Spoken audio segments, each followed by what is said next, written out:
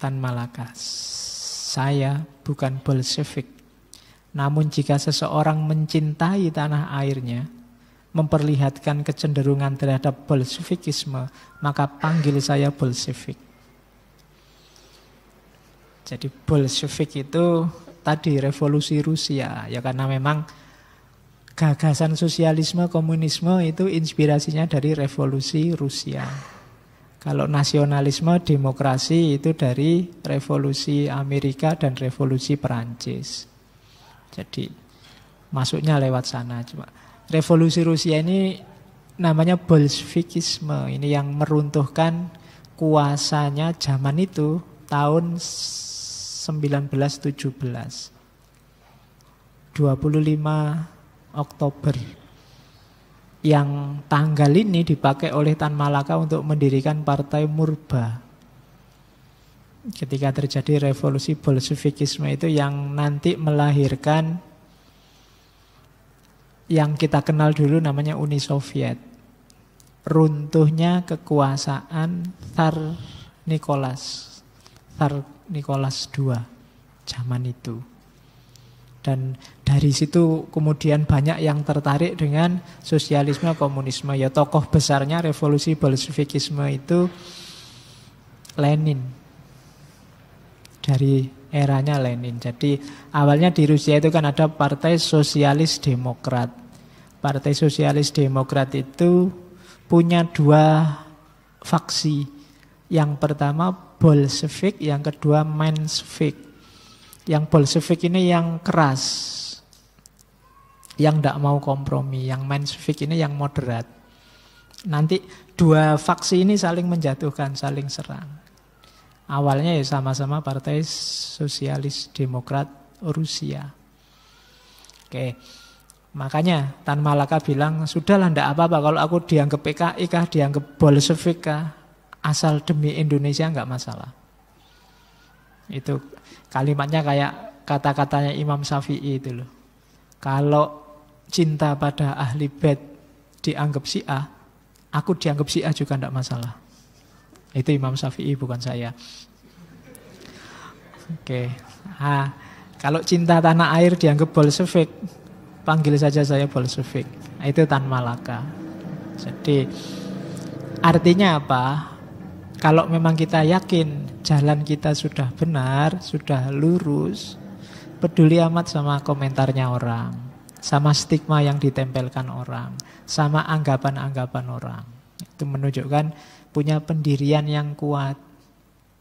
Tidak gara-gara takut dianggap Syiah terus kalau gitu saya nggak usah lah ngomong-ngomong tentang ahli bait, ngomong tentang cinta ahli bait. Itu Imam Syafi'i kan. Tapi kan beliau enggak lah. Kalau cinta ahli bait dianggap Syiah, ya anggap saja saya Syiah, enggak masalah. Oke.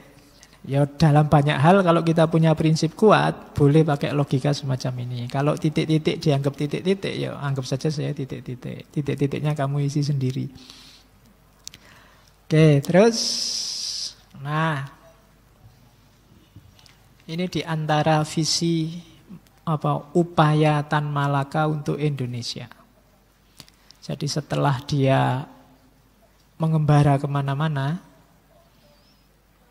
dan Indonesia merdeka, dia pulang. Pulangnya Tan Malaka ke Indonesia jangan dibandingkan dengan pulangnya Soekarno dari pengasingan. Jauh. Tan Malaka pulangnya sendiri, nggak ada yang peduli, nggak ada yang kenal, nggak ada yang sambutan besar-besaran. Kalau Soekarno pulang kan yang menyambut luar biasa zaman itu. Cuma Tan Malaka ini bukan ingin melawan Soekarno. Soekarno juga sahabatnya, temannya. Banyak kebijakan-kebijakannya Soekarno yang dia tidak setuju. Khususnya kebijakan-kebijakan perundingan, apalagi zaman kabinetnya Syahrir. Syahrir ini temannya, sama-sama Sultan. Satu daerah asalnya. Cuma caranya jauh. Syahrir ini politisi, intelektual, geraknya tidak revolusioner bagi Tan Malaka. Kesuwen. Apa kesuwen itu? Bahasa Indonesia. Kelamaan. Bolak-balik diplomasi, dialog, kesuwen. Ini sudah untup-untup, apa untup-untup itu? Sudah mumpung orang semangat, mumpung orang bergairah, bergelora, ya bolak-balik rundingan aja. Kapan kita merdeka beneran ini?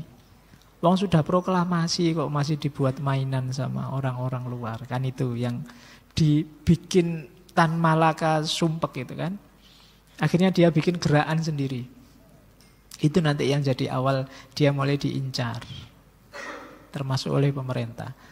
Dia bikin tahun 46 kelompok namanya Persatuan Perjuangan.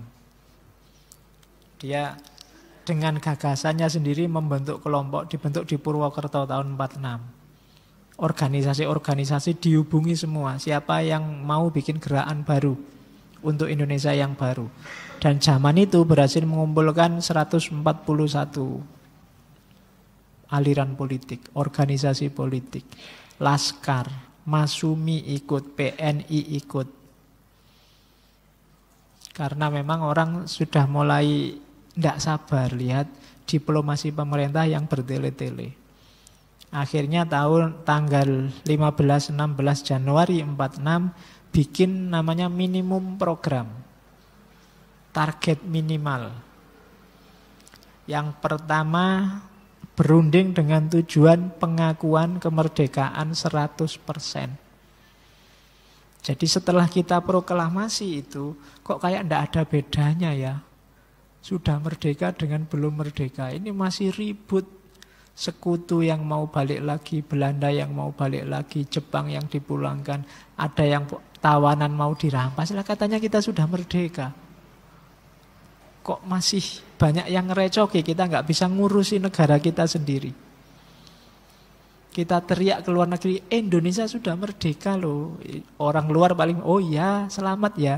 Tapi tidak ada yang berubah di dalam. Apa-apanya masih diatur, masih disetir. Itu maka visinya merdeka 100%. Jangan ada yang ngatur-ngatur kita lagi. Wong namanya aja merdeka. Itu usulan pertama dari minimum program. Dan ini termasuk yang disetujui oleh Jenderal Sudirman. Yang kedua, pemerintahan rakyat. Jadi pemerintahan yang sesuai dengan kemauan rakyat. Jadi bukan pemerintah yang mikir, ya pikirannya bagus-bagus, tinggi-tinggi, tapi versi dia. Kalau versi dia, versi mereka, tidak ada jaminan loh cocok dengan keinginannya rakyat. Rakyat butuh apa, dikasih apa. Mungkin yang dikasih ini luar biasa, tapi kalau nggak dibutuhkan buat apa? Itu loh. Kalau rakyatnya butuh sepeda ontel, dikasih pesawat terbang, ya kan nggak manfaat. Ya luar biasa pesawat terbang itu, tapi kan rakyat hari ini masih cuma butuh ontel. Jalan-jalan di kampungnya juga masih memungkinkan sepeda ontel. Buat apa dikasih helikopter, pesawat terbang misalnya. Contohnya itu. Jadi pemerintahan rakyat itu pemerintah yang difikirkan rakyat butuhnya apa. Kebutuhan rakyat, kemauan rakyat. Rakyat maunya bagaimana.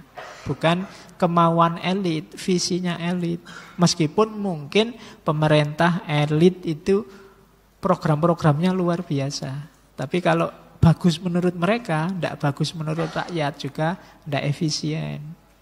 Jadi yang pertama-tama harus dengarkan suaranya rakyat. Oke. Idealnya suaranya rakyat itu diwakili oleh wakil rakyat. Idealnya begitu. Cuma kadang-kadang ideal itu tidak sesuai dengan kenyataan. Ya diterima saja. Salahmu dhewe. Wong yang milih wakil rakyat juga rakyat toh. Oke, ya mungkin saya bilang tadi mental kita masih mental ramah tamah. Jadi basa-basi ndak enakan itu. Oke, tentara juga begitu. Tentara yang melayani rakyat. Kemudian usulnya juga menyelenggarakan tawanan. Eropa melucuti senjata Jepang. Ini kan tawanan-tawanan Belanda yang ditawan Jepang, itu kan banyak tawanan-tawanan perang. Ini kan Indonesia sudah merdeka. Masa tawanan-tawanan yang dimiliki negara yang merdeka kok yang ngurusi bukan negara itu sendiri? Senjata yang ada di sini kok ya ndak boleh kita gunakan. Kita diancam-ancam untuk tidak ada merampas senjata. Itu kan kita janjane merdeka tapi apa ya merdeka? Wong sekedar itu aja kita ndak bisa. Jadi melucuti senjata Jepang, menyita hak milik musuh. Ya kenapa sih harus dilucuti, harus dirampas hak milik musuh? Lah kita negara yang sangat muda, masih bayi, masih belum punya apa-apa. Kita belum punya apa-apa, nanti rampasan-rampasan perang kok kita nggak boleh memiliki. Itu kan namanya belum merdeka, berarti kita masih dijajah. Nah itu yang ada di logikanya kelompok yang namanya Persatuan Perjuangan. Tahun 46, Indonesia masih umurnya setahun. Umur setahun itu kan masih belum makan makanan keras. Jadi minumnya masih susu sama, kalau ASI eksklusif kan masih kurang setahun lagi. Cuma kalau nggak dipercepat, kalau nunggu, kalau model diplomasinya Sultan Syahrir, ini ya keburu padam semangatnya. Ini mumpung sedang panas-panasnya baru bangkit. Kalau lama-lama bolak-balik diajak perundingan aja ya bisa kacau. Maka ayo merdeka beneran 100%.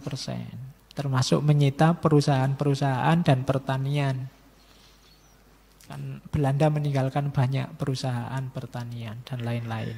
Nah, itu di antara gerakannya sebelum mendirikan Partai Murba. Namanya Persatuan Pembangunan. Cuma nanti gerakan ini dicurigai, kemudian semuanya melepaskan diri dan Tan Malaka dianggap penanggung jawab sehingga dia nanti dikejar-kejar.